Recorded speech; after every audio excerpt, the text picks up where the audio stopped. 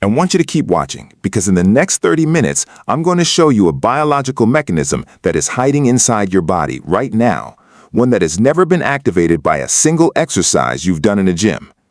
It is the same mechanism that gives a 400-pound gorilla the ability to generate 4 times the raw strength of an elite human powerlifter without a single rep, a single program, or a single gram of protein powder.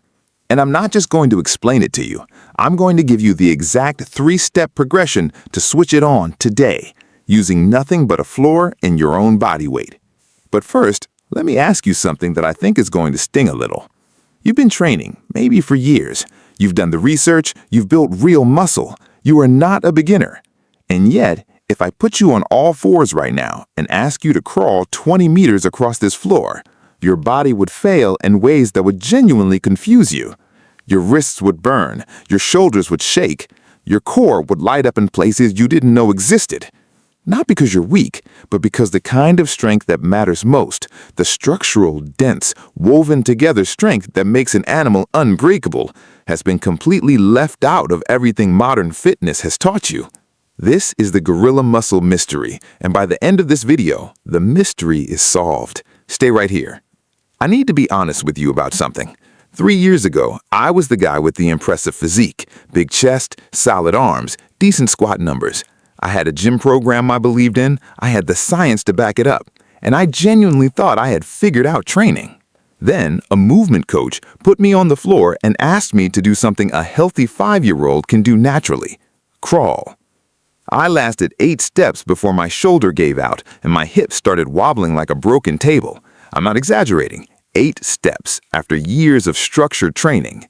That moment broke something in my thinking, because what I realized, slowly, painfully over the months that followed, was not that I was untrained. I was trained in exactly the wrong direction.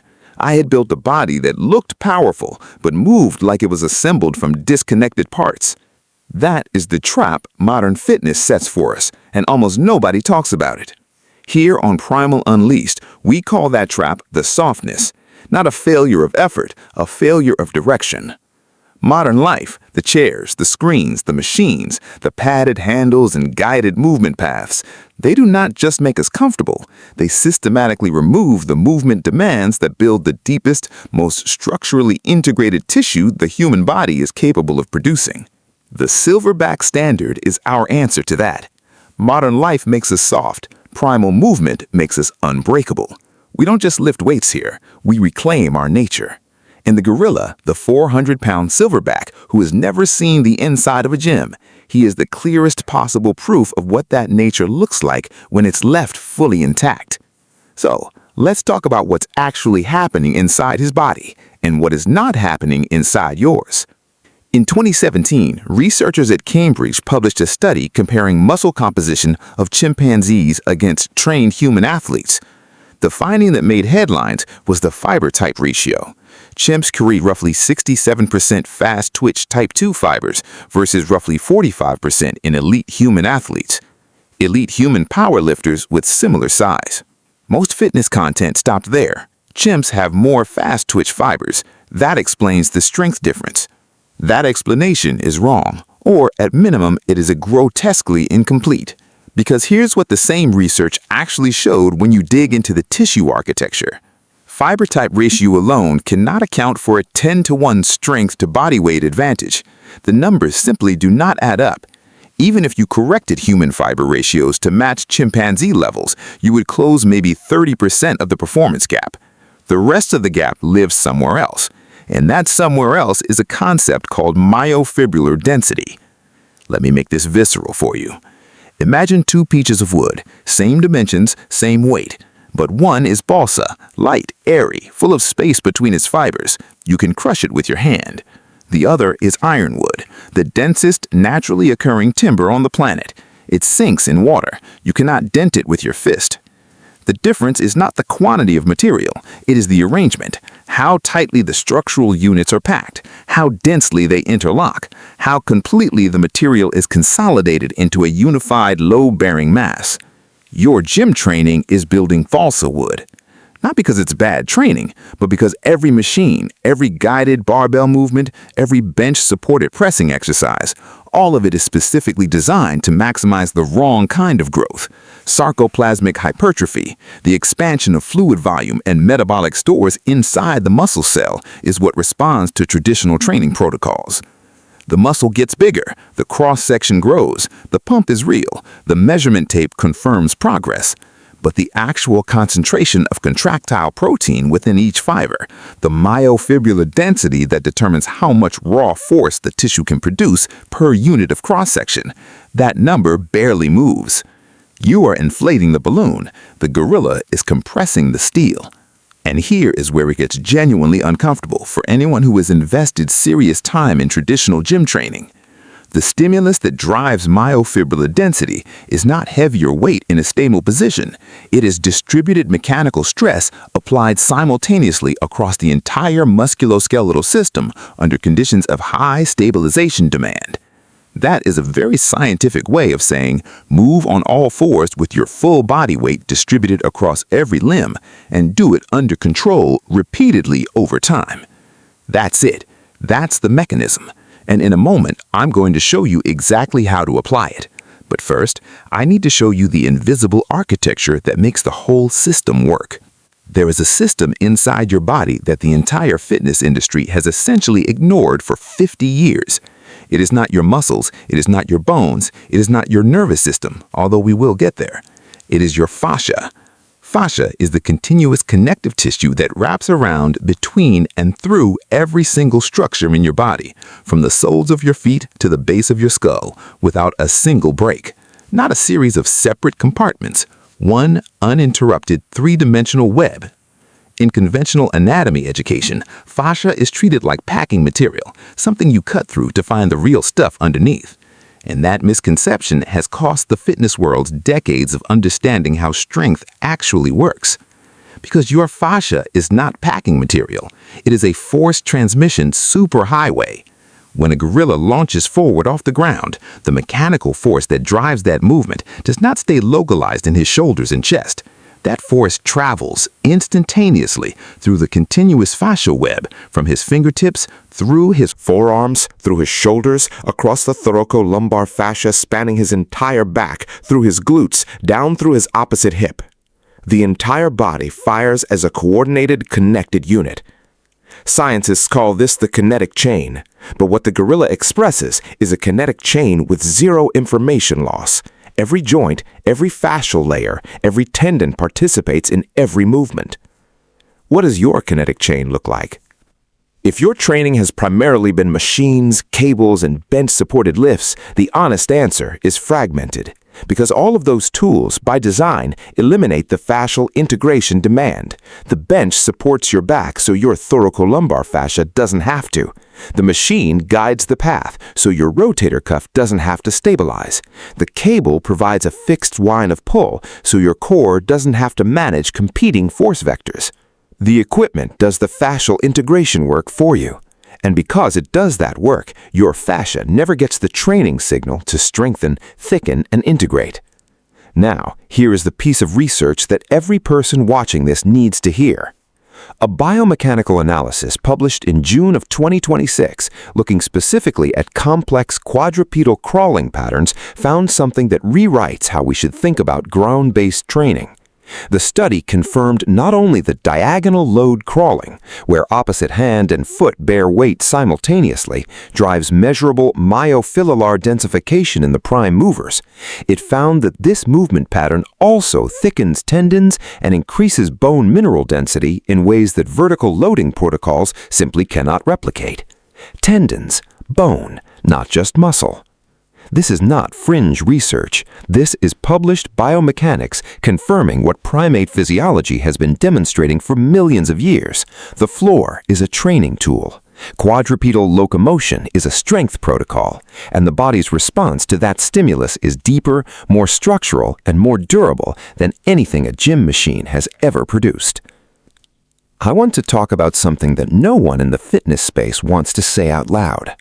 You may have been wasting a significant portion of your training investment, not through laziness, not through poor programming, but through a fundamental misunderstanding of what the body's nervous system is actually being asked to do during your sessions.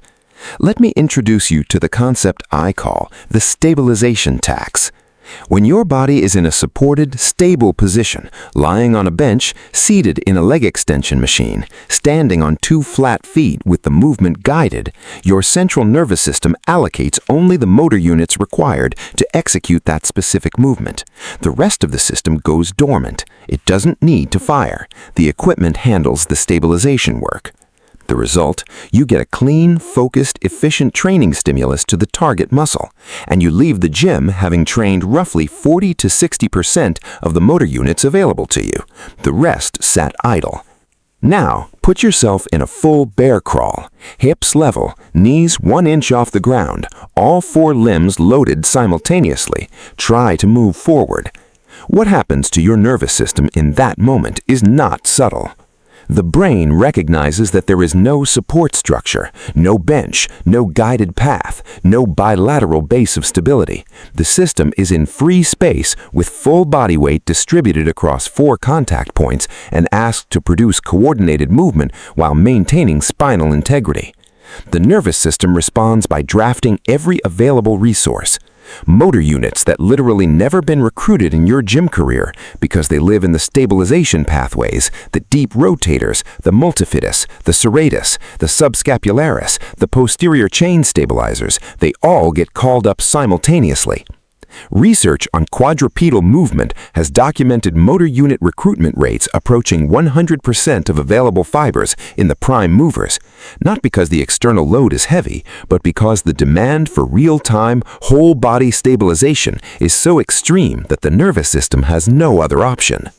This is the stabilization tax, and when you pay it consistently, when you repeatedly ask your nervous system to recruit everything it has, the adaptation is not just stronger individual muscles, it is a nervous system that becomes fundamentally better at using the tissue you already have. This is what training culture calls old man strength. You know what I'm talking about. The 65-year-old retired Navy SEAL who hasn't trained in years and still moves with a quiet authority that younger, bigger men can't match. The farmer who has never set foot in a gym but can load a truck in 90 minutes that would take a gym-trained man 3 times as long. The old wrestling coach whose body doesn't look impressive anymore, but whose grip strength and raw mechanical output makes 20-year-olds genuinely uncomfortable.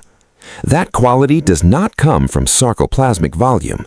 That quality comes from myofibrillar density, fascial integration, and nervous system efficiency, all built by decades of real, loaded, multi-limbed, ground-based movement. The muscles that look impressive fade relatively quickly when training stops. The structural qualities built by primal movement, they are durable. They persist. They compound. And here is the question I want you to sit with for a moment. Which one are you building? Tell me in the comments, have you ever experienced that quality of old man strength in yourself or someone you know? What did it look like? Drop it below. I want to hear it. All right, this is what you stayed for, the Gorilla Blueprint. 3 progressions, no equipment, no gym membership required, just a floor and the willingness to let go of what training is supposed to look like. I want to be clear about something before we start. These movements will humble you, not because you're unfit, but because you're asking your body to produce something it has likely never been asked to produce. That humility is not a problem. That humility is the signal that the right adaptation is beginning. Progression 1, the foundation crawl. Begin in the bear crawl position, hands directly under shoulders, knees directly under hips, knees hovering exactly 1 inch off the ground. Do not let them touch down. Before you move a single inch, just hold this position for 30 seconds. Notice what is happening. Your wrists are already working. Your core is already firing in an unfamiliar way. Your shoulders are rotating slightly inward, fighting to stay stacked. Your glutes are activating to keep your hips level. You haven't moved yet, and you are already accessing tissue that a barbell session never touches. Now move. Right hand forward, left foot forward. Left hand forward, right foot forward. Diagonal loading. Slow, deliberate. Every step placed with full control. 10 meters forward, pause. 10 meters back. That is 1 set. Rest 90 seconds. Do 4 sets. Most people who do this for the first time find their wrists burning out by the third set. That is not weakness, that is a connective tissue structure being loaded in a way it has never been loaded. Give it 2 weeks. The wrists adapt first, then the shoulders start to truly open up. Progression 2. The Primal Flow Sequence. Once you can move through the foundation crawl with genuine control, hips level, pace steady, wrists no longer screaming, you layer in directional variation. Forward crawl 5 meters, lateral crawl right 5 meters, backward crawl 5 meters, lateral crawl left back to start. 1 full square. That is 1 circuit. The lateral crawl is where most people discover their first real gap. Moving sideways on all fours forces the hips into a range of abduction they almost never encounter in standard training. The glutes and hip external rotators are forced to work as both movers and stabilizers simultaneously. The kinetic chain fires not in a straight line, but in a multi-vector, multi-planar pattern. And that is precisely the fascial integration demand that produces structural density. Add the Hindu flow as a connector. From the crawl, push back into downward dog, feel the thoracolumbar fascia lengthen under load, then sweep forward through a Hindu push-up, chest and hips moving in a single undulating wave, arriving back into the crawl. This movement activates the shoulder girdle through a range of motion that no pressing movement in a gym reproduces. The serratus, the pec minor, the anterior deltoid, they are working eccentrically, concentrically, and isometrically within a single continuous rep. 3 circuits. Rest 2 minutes between circuits. This is the movement sequence where you will first feel the hardening effect beginning to occur. Not a pump, something different, a tightness under the skin, in your forearms, across your upper back, that feels structural rather than temporary. That sensation is real. It is the tissue responding. Progression 3. Leap transitions. This is where you take the blueprint to its highest expression. From the crawl position, generate explosive full-body force, pushing off all 4 limbs simultaneously to project the entire body forward before catching and absorbing back into the crawl. This is not a jump in the conventional sense. It is a controlled explosion followed by a controlled absorption. The concentric phase, the push, drives maximal simultaneous activation across every loaded structure. The eccentric phase, the landing, creates a compression stimulus through the muscles, tendons, and bones that is unlike anything a barbell drop produces. 4-point landing distributes force across the entire fascial web in a way that bilateral landing never can. This is the movement pattern great apes use to cover ground explosively. And the reason their tissue is so dense is not just from the chronic loading of daily locomotion. It is from thousands of these explosion-absorption cycles, day after day, driving that compression-tension cycling deep into the structural matrix of every limb. 3 to 5 leap transitions in a sequence. Rest, repeat for 3 sequences. Now, here is your assignment. This is not optional. This is the test. For the next 7 days, replace 2 of your current training sessions with 30 minutes of guerrilla blueprint work. Run the progressions, start at your level, and move through them honestly. On day 7, I want you to do one specific thing. Press your thumb firmly into the muscle belly of your forearm, your upper back, and the side of your shoulder capsule. What you will feel is not soreness, it is density, a structural quality that was not there 7 days ago. Harder, more compact, more real. That is myofibril densification beginning. That is your fascial web integrating. That is your nervous system learning to use the body it was always built for. Modern life made you soft. 7 days of this reclaims something. If you're still here right now, you are exactly the type of person this channel was built for. This information is not mainstream. Most people who start this video will click away in the first 2 minutes. You didn't, and that tells me something real about where you are headed. Let me leave you with the image we started with, the gorilla.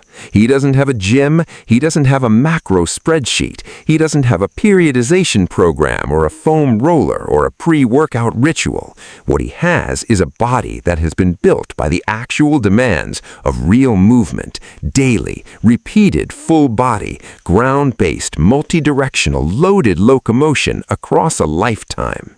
The result is tissue so dense, so structurally integrated, so mechanically unified that the strongest trained athletes in the world cannot match it by ratio.